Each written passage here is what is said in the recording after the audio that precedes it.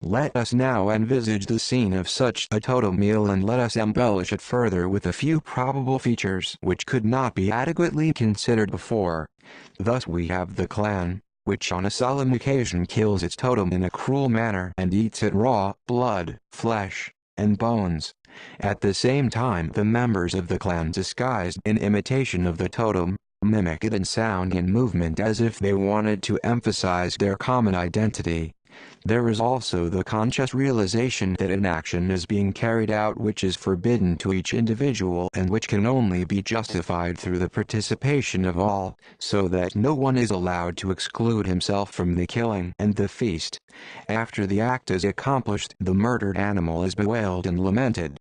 The death lamentation is compulsive, being enforced by the fear of a threatening retribution, and its main purpose is, as Robertson Smith remarks on an analogous occasion, to exculpate oneself from responsibility for the slaying. But after this mourning there follows loud festival gaiety, accompanied by the unchaining of every impulse and the permission of every gratification. Here we find an easy insight into the nature of the holiday. A holiday is permitted, or rather a prescribed excess, a solemn violation of a prohibition. People do not commit the excesses which at all times have characterized holidays, as a result of in order to be in a holiday mood, but because in the very nature of a holiday there is excess. The holiday mood is brought about by the release of what is otherwise forbidden. But what has mourning over the death of the totem animal to do with the introduction of this holiday spirit? If men are happy over the slaying of the totem, which is otherwise forbidden to them, why do they also mourn it? We have heard that members of a clan become holy through the consumption of the totem and thereby also strengthen their identification with it and with each other. The fact that they have absorbed the holy life with which the substance of the totem is charged may explain the holiday mood and everything that results from it. Psychoanalysis has revealed to us that the totem animal is really a substitute for the father, and this really explains the contradiction that it is usually forbidden to kill the totem animal, that the killing of it results in a holiday, and that the animal is killed and yet mourned. The ambivalent emotional attitude which today still marks the father complex in our children and so often continues into adult life also extended to the father substitute of the totem animal. But if we associate the translation of the totem as given by psychoanalysis with the totem feast and the Darwinian hypothesis about the primal state of human society, a deeper understanding becomes possible and a hypothesis is offered which may seem fantastic but which has the advantage of establishing an unexpected unity among a series of hitherto separated phenomena. The Darwinian conception of the primal horde does not, of course, allow for the beginning of totemism. There is only a violent, jealous father who keeps all the females for himself and drives away the growing sons. This primal state of society has nowhere been observed. The most primitive organization we know, which today is still in force with certain tribes, is associations of men consisting of members with equal rights, subject to the restrictions of the totemic system, and founded on matriarchy, or descent through the mother. 208. Can the one have resulted from the other, and how was this possible? By basing our argument upon the celebration of the totem we are in a position to give an answer. One day the expelled brothers joined forces, slew and ate the father, and thus put an end to the father horde. Together they dared and accomplished what would have remained impossible for them singly. Perhaps some advance in culture, like the use of a new weapon, had given them the feeling of superiority. Of course these cannibalistic savages ate their victim. This violent primal father had surely been the envied and feared model for each of the brothers. Now they accomplished their identification with him by devouring him, and each acquired a part of his strength. The totem feast, which is perhaps mankind's first celebration, would be the repetition and commemoration of this memorable, criminal act with which so many things began: social organization, moral restrictions and religion. In order to find these results acceptable, quite aside from our supposition, We need only assume that the group of brothers banded together were dominated by the same contradictory feelings towards the father, which we can demonstrate as the content of ambivalence of the father complex in all our children and in neurotics. They hated the father who stood so powerfully in the way of their sexual demands and their desire for power, but they also loved and admired him. After they had satisfied their hate by his removal and had carried out their wish for identification with him, the suppressed tender impulses had to assert themselves. This took place in the form of remorse. A sense of guilt was formed which coincided here with the remorse generally felt. The dead now became stronger than the living had been, even as we observe it today in the destinies of men.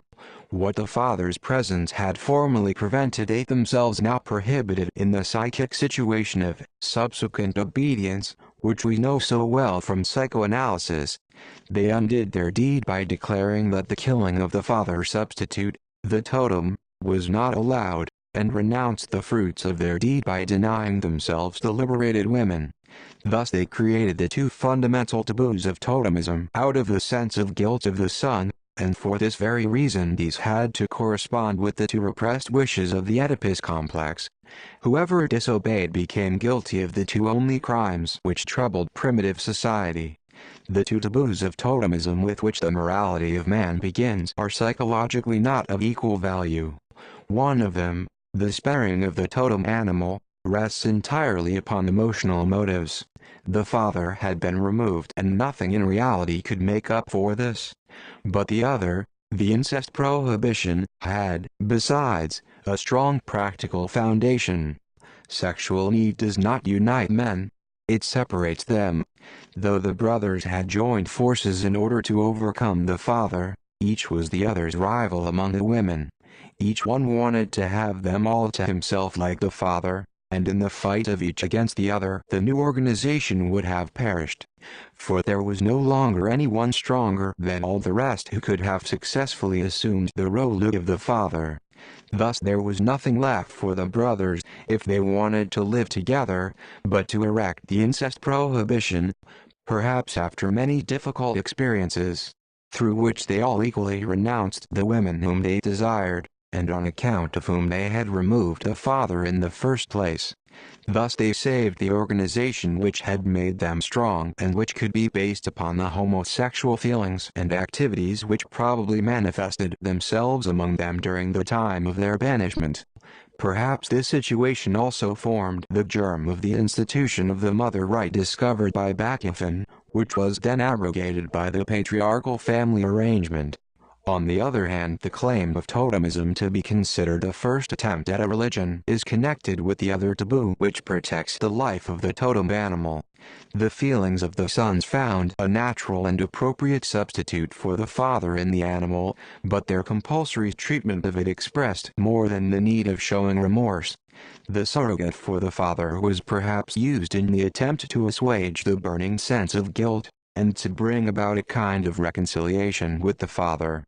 The totemic system was a kind of agreement with the father in which the latter granted everything that the child's fantasy could expect from him, protection, care, and forbearance, in return for which the pledge was given to honor his life, that is to say, not to repeat the act against the totem through which the real father had perished.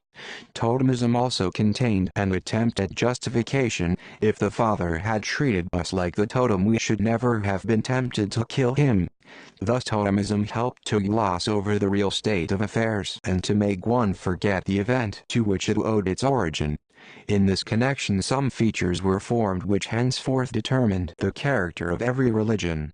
The totem religion had issued from the sense of guilt of the sons as an attempt to palliate this feeling and to conciliate the injured father through subsequent obedience. All later religions proved to be attempts to solve the same problem, varying only in accordance with the stage of culture in which they are attempted and according to the paths which they take. They are all, however, reactions aiming at the same great event with which culture began and which ever since has not let mankind come to rest. There is still another characteristic faithfully preserved in religion which already appeared in totemism at this time. The ambivalent strain was probably too great to be adjusted by any arrangement, or else the psychological conditions are entirely unfavorable to any kind of settlement of these contradictory feelings. It is certainly noticeable that the ambivalence attached to the father complex also continues in totemism and in religions in general. The religion of totemism included not only manifestations of remorse and attempts at reconciliation, but also serves to commemorate the triumph over the father.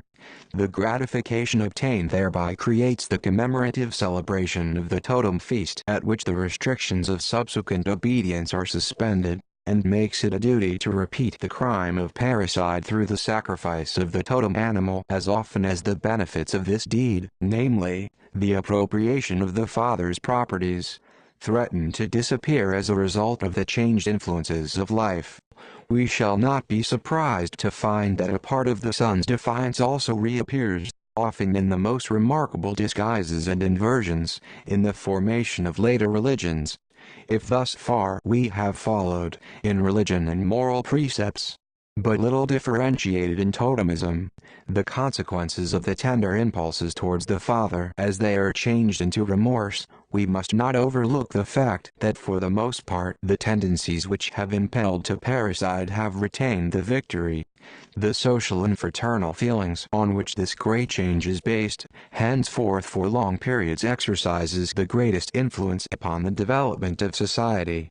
They find expression in the sanctification of the common blood and in the emphasis upon the solidarity of life within the clan. In thus ensuring each other's lives, the brothers express the fact that no one of them is to be treated by the other as they all treated the father. They preclude a repetition of the fate of the father. The socially established prohibition against fratricide is now added to the prohibition against killing the totem, which is based on religious grounds. It will still be a long time before the commandment discards the restriction to members of the tribe and assumes the simple phraseology, "Thou shalt not kill." At first the brother clan has taken the place of the father horde and was guaranteed by the blood bond. Society is now based on complicity in the common crime, religion on the sense of guilt and the consequent remorse, while morality is based partly on the necessities of society and partly on the expiation which the sense of guilt demands. Thus psychoanalysis, contrary to the newer conceptions of the totemic system and more in accord with older conceptions, bids us argue for an intimate connection between totemism and exogamy as well as for their simultaneous origin.